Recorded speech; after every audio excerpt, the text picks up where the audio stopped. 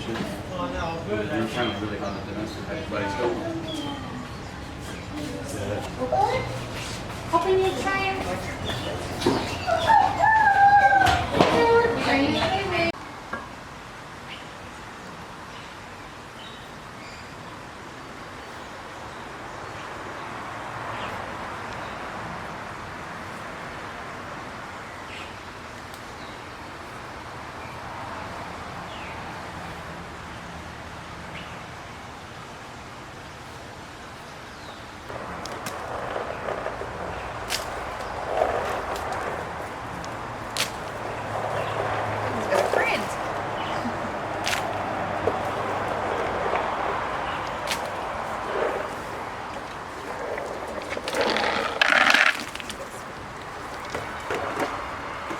Turkeys like school.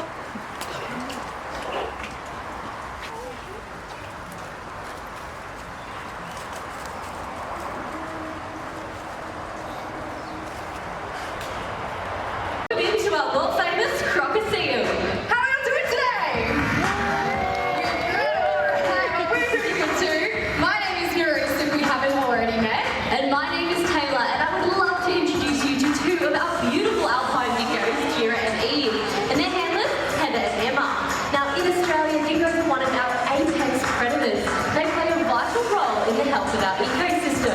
Now our dingoes are feeling really comfortable around people, and that's because they've grown up right here in Australia Zoo.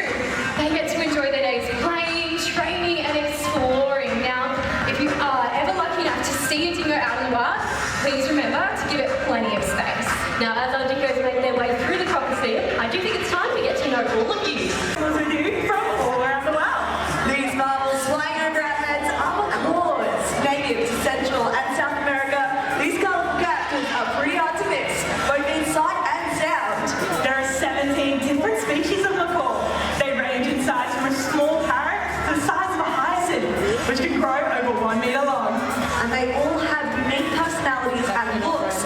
Those feather lines on their faces are just like our fingerprints, unmatchable to any other.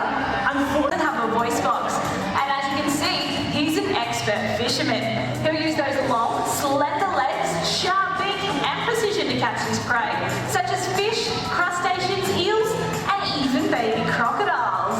Now, our storks are a monogamous species, which means they actually mate for life. Now, you can tell the boys and the girls apart by checking out their beautiful eyes. Now, our boys have a dark coloration, where our girls have a bright yellow eye. Now, guys, while Dougie's legs can make him an expert at wading across the top, there are others that can swim as fast and dive as deep as the fish. And that's exactly how our cormorants like these two catch their aquatic meal. That scuba at the back there got a little pied cormorant. Now she's got that beautiful two-tone coloration. But most impressive of all is Australia's apex predator. This is the animal that towers above all other species of reptile. The saltwater croc grows to be the largest and most aggressive species of crocodile in the world. And you're about to see one in action in the world's only Crocoseum. Well, the perimeters are secure and Mossman is slowly making his way out to join us. Out in the sea, smell, take a breath, and take in his surroundings. And what he's doing when he does that is he's learning the patterns and behaviours of the local wildlife coming down to the water's edge. And when he finally feels like that animal is getting a little bit complacent, he moves into position. It might have been weeks that have gone by before he feels like he might have a good opportunity, which I feel like he's doing right now. So here he comes. Come on, Boston. That's it, come on.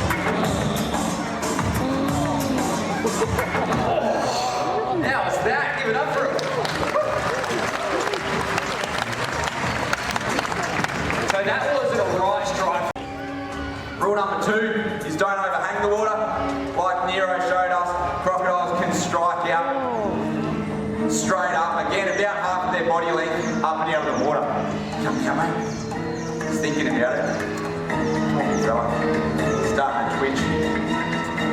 Get a bit closer. Oh, you're full of great advice, mate. Come on, mate. No, I don't think he's keen today. He's not keen to come out, but he's done an awesome job today. And rule number 3, the most important rule of all, that really should go unsaid, is is don't go swimming with saltwater crocodiles. Hey, you get that. Hey. Wait. 걷지만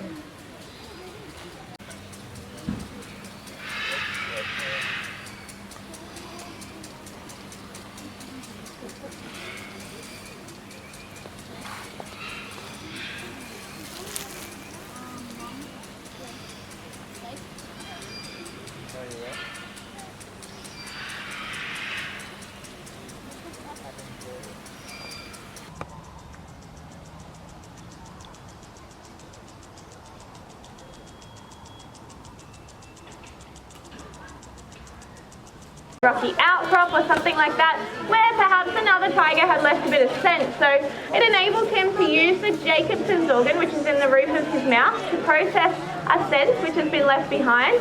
And he can tell whether it was a male or a female that had been there, roughly how long ago they had been there, and even if it was a female if she's coming into season. So it is a very handy form of communication, given that tigers are generally solitary once they reach maturity. So you all see the cats out here on display, marking their territory in a whole variety of ways.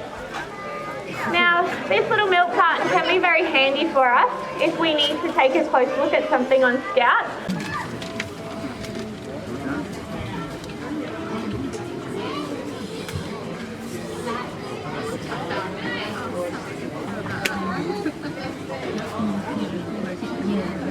No, you can see exactly. No.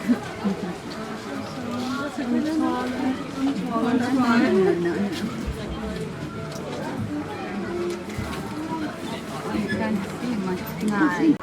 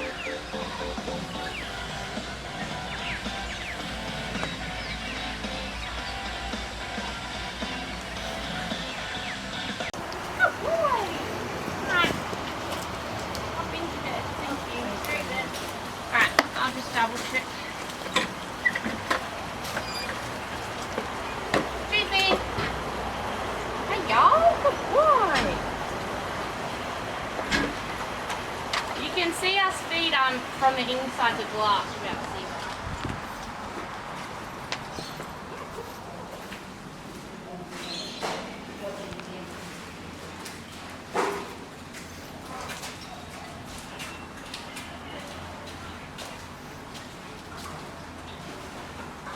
I'm just dropping it in there for him. There it goes. I got it.